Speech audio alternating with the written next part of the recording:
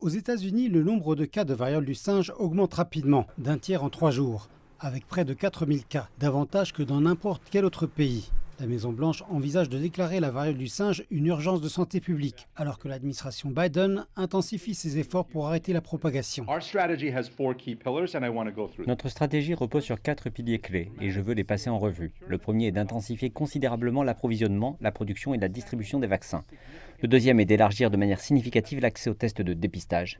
Le troisième est d'élargir de manière significative l'accès au traitement. Et le quatrième est la sensibilisation des communautés les plus touchées par le virus.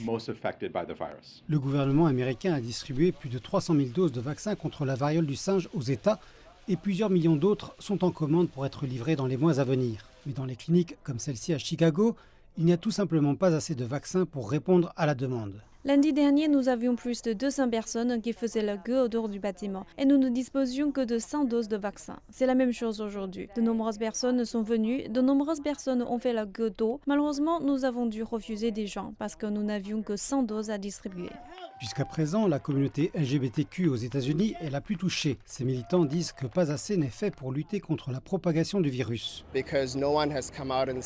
Personne n'est venu dire « nous ne donnons pas ce vaccin parce que nous ne pensons pas que la douleur dont souffrent les hommes gays et bisexuels justifie une réponse de notre part ». Personne n'a dit cela, mais leurs actions le disent. Leurs actions disent « nous ne sommes pas prêts à accélérer les tests, nous ne sommes pas prêts à accélérer la vaccination, nous ne sommes pas prêts à accélérer les traitements ». Les cas se propagent également dans une grande partie de l'Amérique latine, avec plus de 200 cas au Pérou et plus de 800 au Brésil. Selon les experts en santé publique, la communauté internationale doit travailler ensemble afin de stopper la propagation de la variole du singe, alors que des cas sont confirmés dans davantage de pays.